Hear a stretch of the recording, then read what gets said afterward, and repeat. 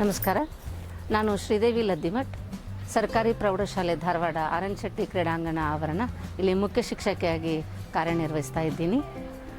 ನಮ್ಮ ಇಲಾಖೆಯ ಶಾಲಾ ಶಿಕ್ಷಣ ಇಲಾಖೆಯ ಮಹತ್ವಾಕಾಂಕ್ಷಿಯಾದಂತಹ ಒಂದು ಕಾರ್ಯಕ್ರಮ ನನ್ನ ಶಾಲೆ ನನ್ನ ಜವಾಬ್ದಾರಿ. ಅದ್ಭುತವಾದಂತಹ ಕಾರ್ಯಕ್ರಮ. ಇನ್ನು ನಾವು ಶಾಲೆಯನ್ನು ಒಂದು ಪುಟ್ಟ ಸಮಾಜ ಅಂತ ಹೇಳ್ತೀವಿ.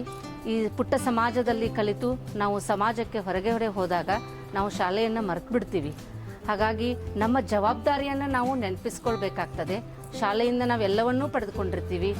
ಅಂತಹ ಶಾಲೆಗಳ ಸಬಲೀಕರಣಗೊಳಿಸೋದಕ್ಕೆ ಸರ್ಕಾರ ಎಲ್ಲ ಸೌಕರ್ಯಗಳನ್ನು ಕೊಡ್ತದೆ. ಅದರೊಟ್ಟಿಗೆ ನಾವು ಸಮಾಜದಲ್ಲಿ ಕಲಿತು ಹೋದಂಥವರು ಕೂಡ ಶಾಲೆಗಳಿಗೆ ಕೊಡುಗೆಯನ್ನು ನೀಡಿದ್ದೇ ಆದಲ್ಲಿ ನಾವು ಸರ್ಕಾರಿ ಶಾಲೆಗಳನ್ನು ಇನ್ನೂ ಉತ್ತಮ ರೀತಿಯಲ್ಲಿ ಅಭಿವೃದ್ಧಿಪಡಿಸೋದಕ್ಕೆ ಸಾಧ್ಯ ಆಗ್ತದೆ.